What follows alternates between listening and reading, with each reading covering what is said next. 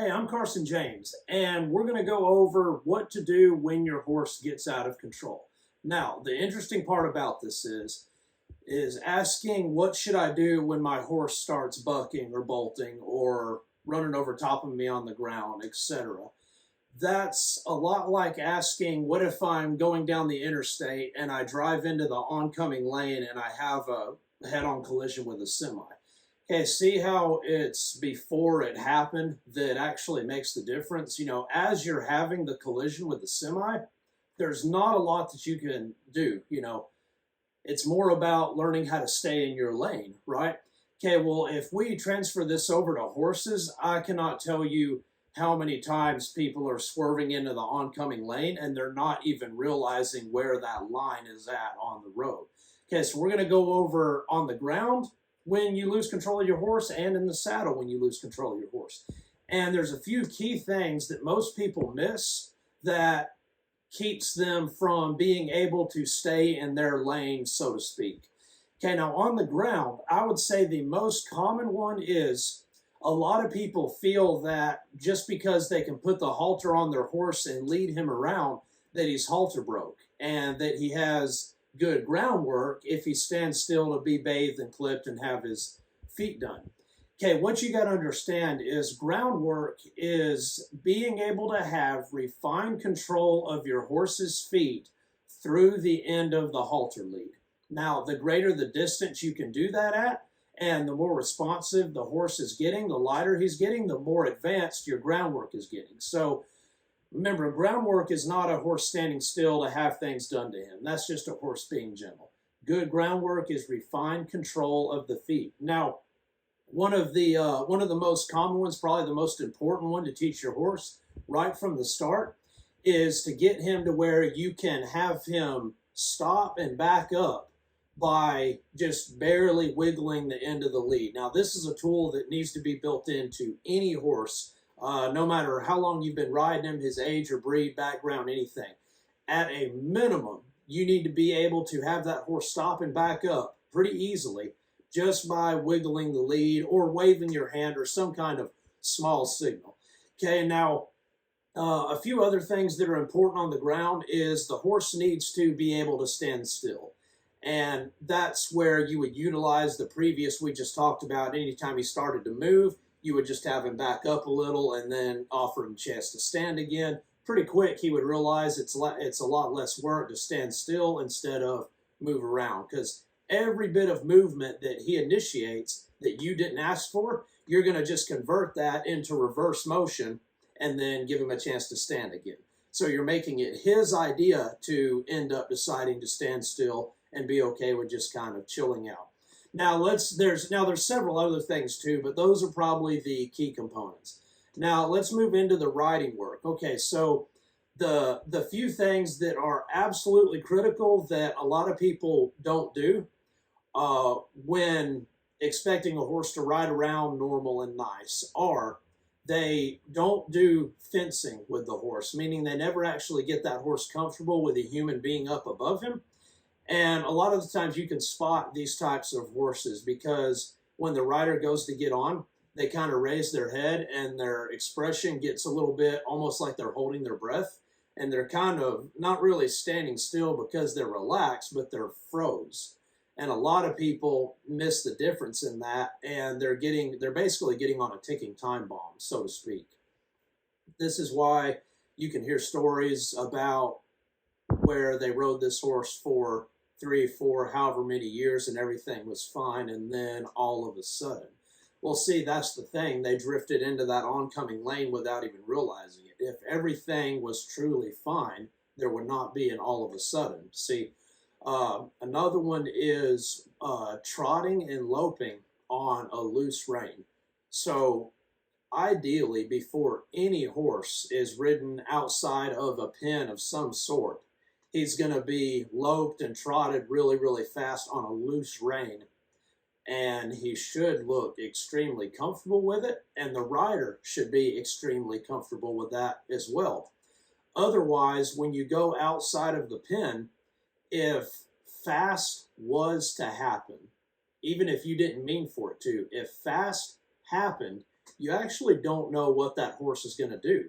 You don't know what you're going to do. You don't know how your balance is going to be. Will you come off, or will you be able to stay on, etc. So getting the horse and rider comfortable with trotting really fast on a loose rein and loping on a loose rein in an arena or a round pen, some kind of enclosed area.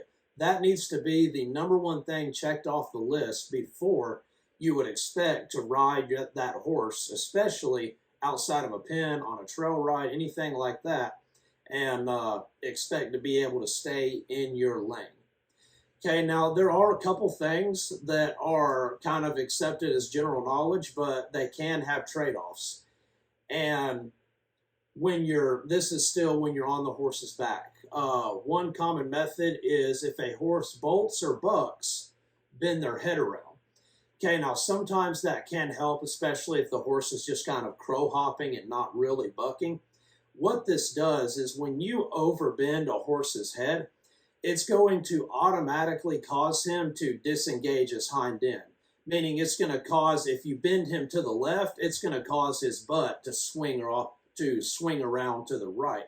So when a horse's hind end is disengaged, meaning his hind feet, instead of doing this, are doing this, crossing over in some form, it takes the power out of them, to some regard, so to speak. Now, the trade-off with bending a horse around is it also kind of throws off their balance. There have been some stories of when a horse started bucking, the rider bended the head around, and the horse actually fell over. And also for a horse that bolts, there are two things that can be a trade-off with this. Same thing if a horse bolts, a lot of general accepted terminology or thing to do is bend their head around. Okay, well, some horses have got it figured out to where they can have your nose or their nose touching the end of your toe, and they can still be at a dead run.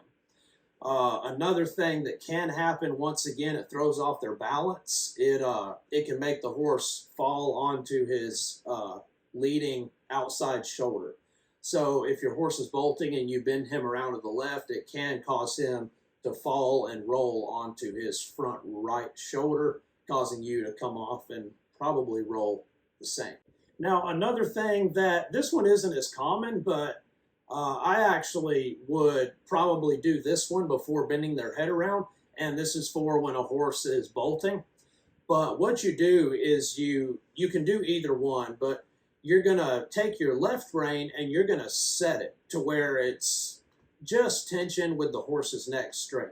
And you're going to kind of lock your hand down on that rein. And then with your other rein, you're going to lift up and back. What this does is it causes the horse to tip his poll a little bit, which also causes him to break in his loins, which in a sense causes him to disengage the hind end, but not to the degree that he would lose his balance. So this is the one that I would prefer to do, but ultimately I would prefer to not be on a horse that would feel the need to bolt in the first place. See, can you guys kind of see how a lot better of a plan is to change your focus and focus on improving your understanding, your communication, your timing, your clarity, etc. with your horse. Focus on learning how to read that horse and give him what he is telling you that he needs from you as the rider. You see how this is a way better thing to focus on than what to do if it happens, because if you're focused on what to do if it happens, you're basically just putting all of your energy on how to put band-aids on things. If you focus on improving yourself and getting a deeper understanding of what makes that horse tick, you are learning how to build the type of horse to where those things never happen. Because everything, I just call them weird. Every weird thing that a horse does, abnormal, bucking, bolting, buddy sour, rearing, etc., they are all from a lack of confidence, i.e. sureness or understanding from the horse. A horse is always going to do what he thinks is the best thing to do. So, see, a lot of people think desensitizing is the answer to fixing that. But desensitizing is meant to expose horses to objects that they are afraid of. It is not meant to give the horse confidence in himself and in his rider. There's a difference there, see? So focus on building the type of horse that is sure and confident and loose in his body, his feet, and his mind. All of those are unanimous, right?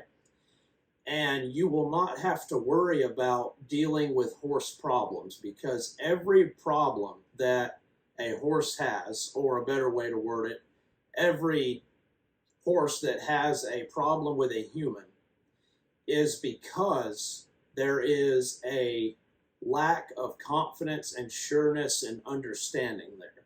So focus on treating the disease, and you will notice the symptoms start to melt away completely on their own. This is going to help you out, and it's going to make your life so much better, and it's going to make your horse's life way, way, way better. So start thinking like that, and you're going to see some change. So as a recap, it's basically your horse's mental soundness.